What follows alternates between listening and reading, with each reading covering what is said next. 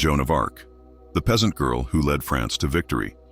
Joan of Arc, born around 1412 in the small village of Domremy in northeastern France, came from a humble peasant family. Her parents, Jacques and Isabelle, were simple farmers who didn't have much wealth but were deeply religious. Joan, the youngest of 5 children, showed a unique devotion from a young age. While other children played, she often spent hours in the church, praying in silence, a behavior that caught the attention of those around her.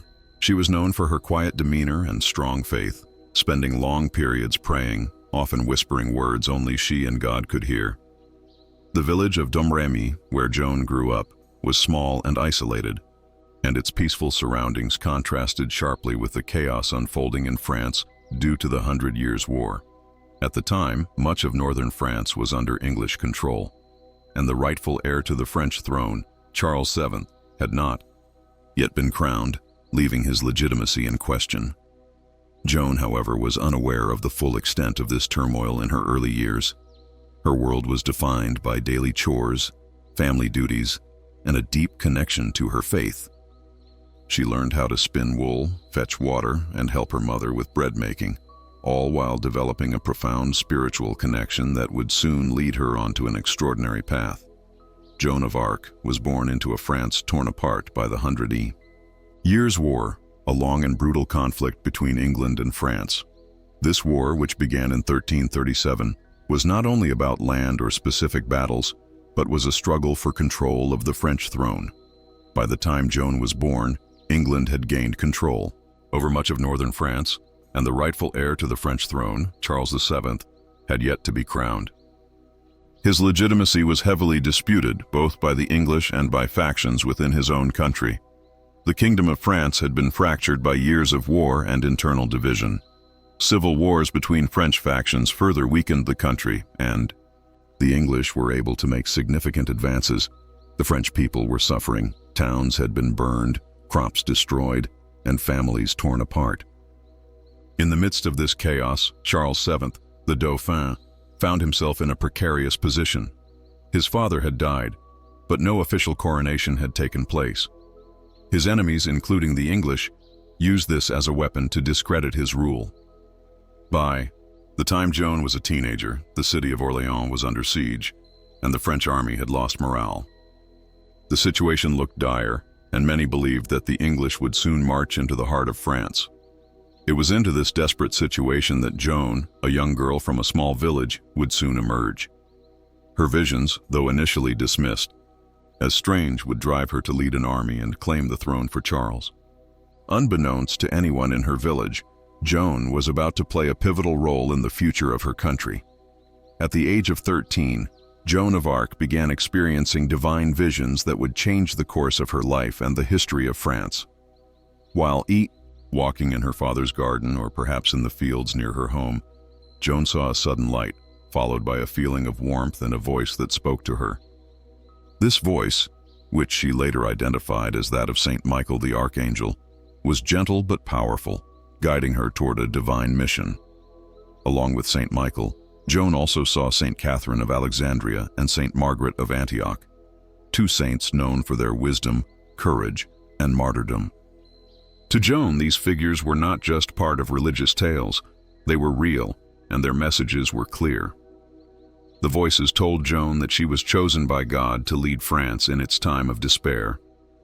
They instructed her to drive the English out of France, to restore the rightful king, Charles VII, to the throne, and to play a pivotal role in the liberation of her country. At first, Joan was unsure whether anyone would believe her. She, a peasant girl with no military experience, had no reason to think that anyone would take her seriously. The voices, however, did not fade. They persisted, and Joan began to feel the weight of her divine calling. Over the years, Joan remained steadfast in her faith, waiting patiently for the right time to act. While her village was unaware of her inner turmoil, Joan was preparing herself for a journey far beyond the quiet fields of Domremy. She was determined to follow the voices, convinced that she had been chosen for a purpose much greater than the life she had known. Her conviction was unwavering, and she knew that one day she would have to leave her family and village behind to fulfill her divine mission. Joan of Arc's life was marked by her belief in a divine mission, and at the age of 16, she felt the time had come to act. She had grown up in the small, peaceful village of Domremy, unaware of the complexities of the war that ravaged France. But as the voices had instructed her, she was meant to leave her humble beginnings behind and rise to lead the nation. In a country deeply divided and suffering under the occupation of English forces, Joan saw herself as the chosen one to change the fate of France. Joan began her journey to meet the Dauphin, Charles VII, who was hiding in the royal court at Chinon. The task seemed impossible. She was a young, untrained peasant girl with no military experience, and she had no noble title or connections.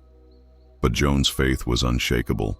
With the support of a local commander, she was given a horse and an escort to travel through enemy territory, which was dangerous and filled with risks. Joan's determination pushed her forward despite the many obstacles in her way. Upon reaching Chinon, she approached Charles VII, who initially doubted her. He was cautious, as he had heard of the young girl claiming divine guidance, but was skeptical of her abilities. In a bold move, Joan entered the court and, without hesitation, went straight to the Dauphin, who was disguised among his courtiers.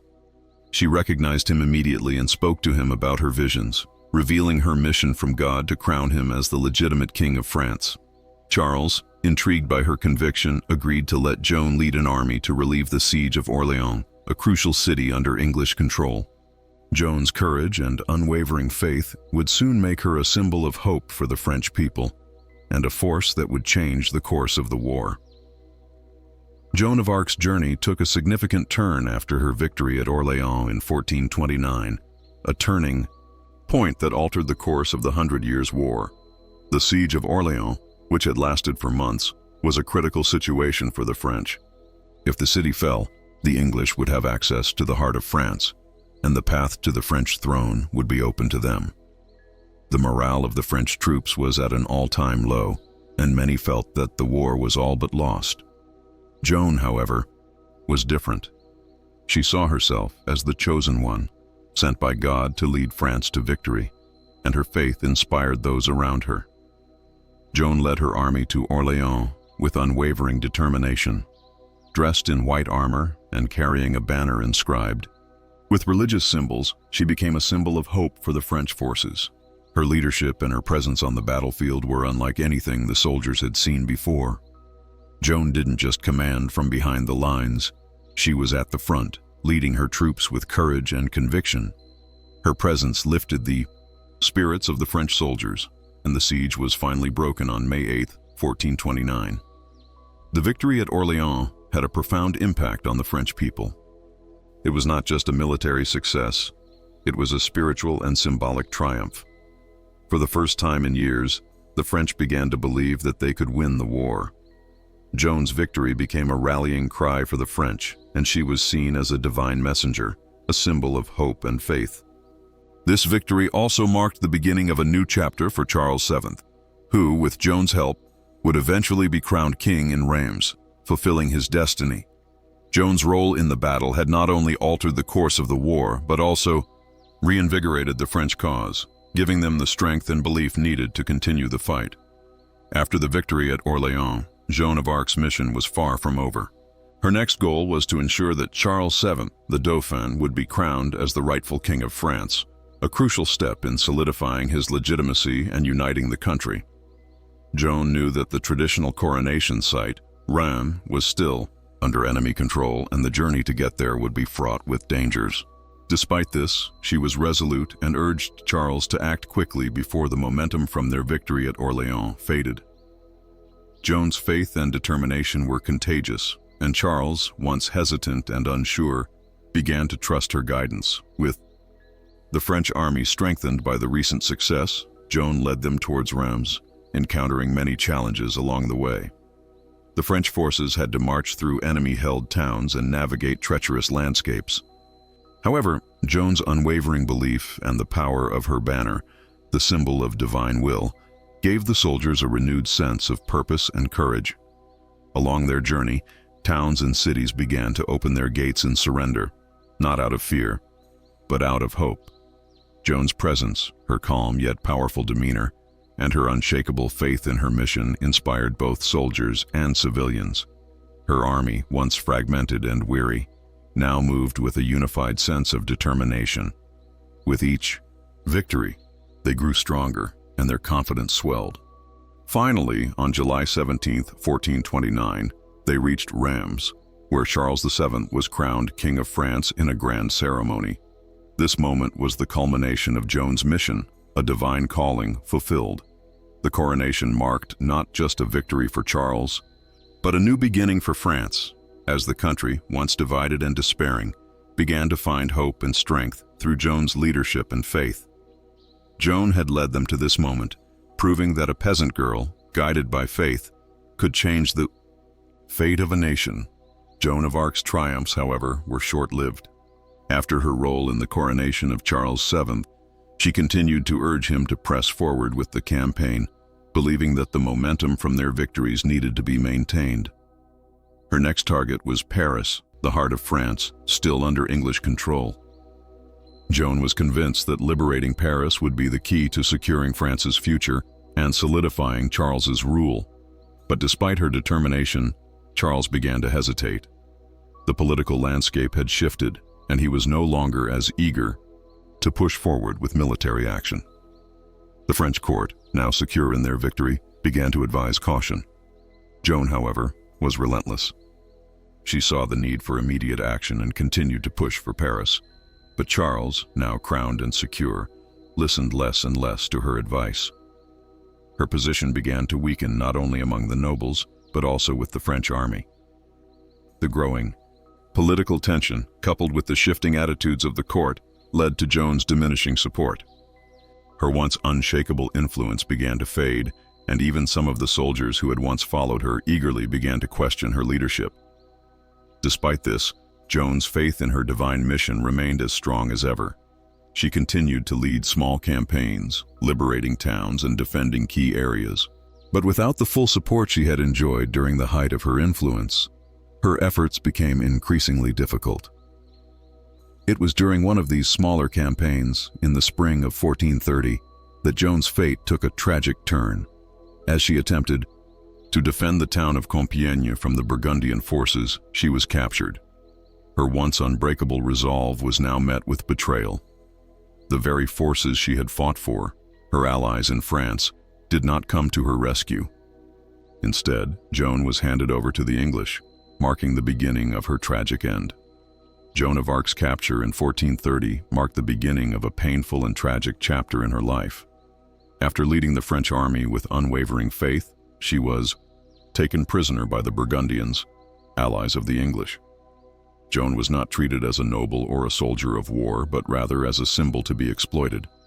Her captors recognized the immense value of her as a political tool, and they quickly sought to use her for their advantage. Rather than attempting a rescue or paying a ransom, Charles VII, the king whom Joan had crowned, remained silent. His inaction during her captivity deeply disappointed Joan, and this silence would become one of the most painful aspects of her journey. Joan had risked everything for him, and yet, in her moment of need, there was no effort to save her.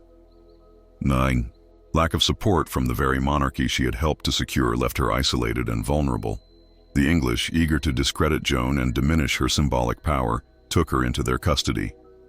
She was moved to the city of Rouen, where a trial would soon begin. Joan was accused of heresy, witchcraft, and cross-dressing, charges that were not about her actions on the battlefield, but about undermining the English claim to the throne. The trial was not a search for justice, but rather a political maneuver to silence her and erase the powerful symbol she had become. Joan faced relentless questioning, often without rest, and was subjected to a series of cruel and manipulative tactics by the court. Despite the pressure, she remained calm, firm in her belief that her visions were divine in nature. She answered each question with dignity and unwavering faith, but the court was determined to break her. They sought to label her as a heretic and a witch, aiming to destroy her credibility and her legacy. The trial's outcome was never in doubt. Joan was found guilty and sentenced to death by burning at the stake on May 30th, 1431. Even in her final moments, Joan maintained her faith, calling out the name of Jesus as the flames consumed her. Her death, however, did not mark the end of her legacy. Instead, it marked the beginning of her transformation into a martyr and a symbol of hope for France. Joan of Arc's death in 1431 did not erase her legacy. Rather, it marked the beginning of her transformation into a symbol of hope and strength for the French people. After being burned at the stake, her story began to spread throughout France, not as a cautionary tale, but as a rallying cry for justice and faith. Despite the English's efforts to discredit her, Joan's martyrdom sparked a wave of admiration and reverence. The French people, who had once doubted her, now viewed her as a saintly figure who had given everything for her country.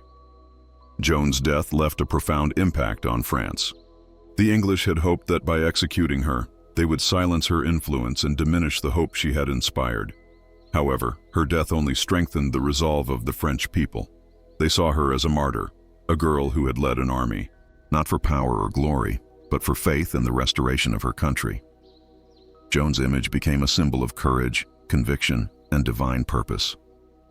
The once divided French nation began to unite under her memory, and her story became a symbol of resilience against foreign oppression. As years passed, the injustice of Joan's trial and execution began to stir the conscience of the French. In 1456, the Catholic Church, upon reviewing the case, declared Joan's trial unjust and cleared her name. The Church recognized her as a martyr and acknowledged that she had been wrongfully convicted. This recognition did not erase the trauma of her death, but it restored her honor and confirmed the truth of her mission. Joan's legacy continued to grow, and in 1920, nearly 5 centuries after her death, she was canonized as a saint by the Catholic Church. Her story transcended time and borders, inspiring not only the French but people across the world. Joan of Arc, the peasant girl who had led an army, became an eternal symbol of faith, courage, and the unshakable power of conviction. Her light, once extinguished by fire, continued to shine brighter with each passing year.